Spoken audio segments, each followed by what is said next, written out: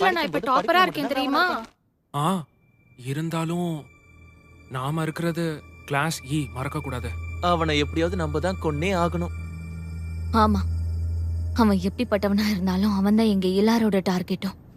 ஆனா அவன் சொல்லி கொடுக்கறத மத்த டீச்சர் சொல்லி கொடுக்கற மாதிரி தான் இருக்கு. எப்படி பார்த்தாலும் கொலை பண்ற ஒரு விஷயம் இல்லைன்னா அவன் ரொம்ப நல்ல டீச்சர்னு அவனை பாராட்டலாம். ஆனா எங்களோட இந்த கிளாஸ் எல்லா கிளாஸை விட கொஞ்சம் வித்தியாசமானது. ஏய் நெகிசா, ஆ? எங்க கூட கொஞ்சம் வாயேன். நம்ம எல்லாருமா சேர்ந்து ஒரு சின்ன பிளான் போடலாம். ஆ, அந்த ஆக்டோபஸ் தன்னோட மூடுக்கு ஏத்த மாதிரி அதோட முகத்தை மாத்திக்குது. நான் உன்கிட்ட நோட் பண்ண சொல்லியிருந்தேன்ல, அதை நோட் பண்ணியா? அது நான் கவனிச்ச வரைக்கும் அது ரொம்ப கான்ஃபிடென்ட்டா இருக்கும்போது முகம் பச்சையாகுது. நம்ம தப்பான பதில சொல்லும்போது அதோட முகம் டார்க் பர்பிள் ஆகுது. நம்ம சரியான பதில சொல்லும்போது பிரைட் ரெட் ஆகுது. லஞ்ச் சாப்பிட்டதுக்கு அப்புறமா அது சந்தோஷமா இருக்கும்போது எனக்கு இந்த விஷயம்லாம் தேவையில்லை. என்கிட்ட ஒரு பிளான் இருக்கு. நம்ம அதை தாக்க போகும்போது அந்த விஷயத்த பத்தி அதுக்கு தெரியவே கூடாது. அது அது வந்து நான் ஒன்னும் தெரியாத மாதிரி நடிக்காத. நம்மலாம் கிளாஸா சேர்ந்தவங்க. அவனை கொல்றதுனால நம்ம ஸ்கூலுக்கு தான் பேரும் புகழும் போய் சேரும். அத நீ மறந்துடாத. உனக்கு அது தெரியும். நான் எண்ட் கிளாஸ்னு அர்த்தம்.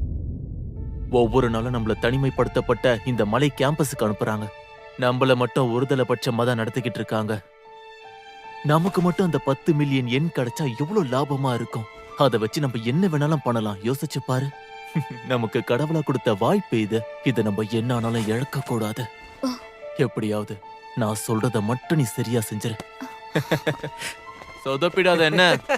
நகிசா, இவ பேரு நகிசா. இவ கிளாஸுக்கு போக போறா. அப்பவே தோணுச்சு நீ அதுக்கு தான் லாய்க்கின். இந்த பேரை நான் அட்ரஸ் புக்ல இருந்து அழிச்சிட்டு போறேன். நானும் தான். எனக்கு இந்த மாதிரி யாரெல்லாம் ஃப்ரெண்டா இருக்க வேணாம். என் லெவலே வேற.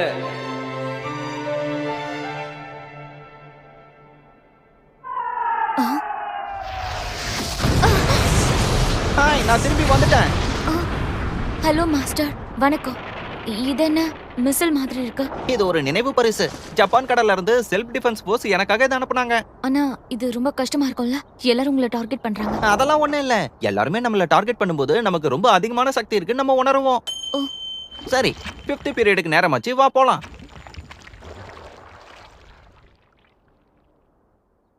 சரி, இந்த விஷயத்த நான் யோசிக்கவே இல்ல. எல்லாரும் நம்மள டார்கெட் பண்ணும்போது நம்ம பெரிய ஆள்னு அர்த்தம். எல்லாருக்கும் தான் சக்தி வாய்ந்தவனா தெரியுங்கிற நினைப்புல அவர் இருக்காரு. ஆனா அது அவருக்கு எவ்வளவு பெரிய அசிங்கம்னு தெரியல. இவரை என்னால சரியா புரிஞ்சுக்கவே முடியல. தன்னோட அழிவை எல்லாரும் ஆசைப்படும் போது அந்த உணர்வு எப்படி இருக்கும்? நான் கணக்கு போட்டு வச்சது எல்லாமே உன்னால வீணா போச்சு. ஆனா இதுல ஒரு நல்ல விஷயம் என்னன்னா, இனிமே நான் உன்னோட மூஞ்ச பார்க்கவே வேணாம்.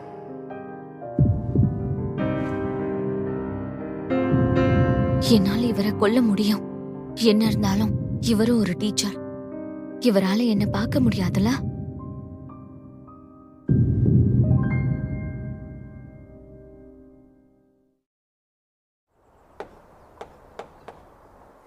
சரி, நல்லா பாத்துக்கிட்டீங்களா? நம்ம தீமோட மேட்ச் ஆகுற மாதிரி ஒரு குட்டி போயமை எழுதுங்க. ஆனா கடைசி வரியில டென்டகல்ஸ்னு முடியற மாதிரி வரணும், புரியுதா? டென்டிகல்ஸ்னு முடியற மாதிரி இருக்கணுமா? ஆமா. எழுதி முடிச்சதுக்கு அப்புறம் என்கிட்ட கொண்டு வந்து காட்டணும். நான் அதை செக் பண்ணி கிராமர் கரெக்டா இருக்கான்னு சொல்லுவேன். சிறந்த போயம்க்கு நிச்சயமா பாராட்டு கிடைக்கும். உதாரணத்துக்கு, தோட்டத்தில் மேல் பனி பொழிவு, பூக்களின் மேல் பனி துளி, ஆனால் அங்கே முளைக்கிறது ஒரு அழகான டென்டகல்ஸ்.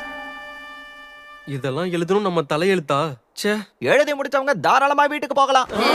எப்படி நாங்க அந்த மாதிரி எழுதுறது சொல்லுங்க? எழுதிதான் ஆகணும். ஏன் உன்னோட மூளைக்குள்ள கவிதை எதுவுமே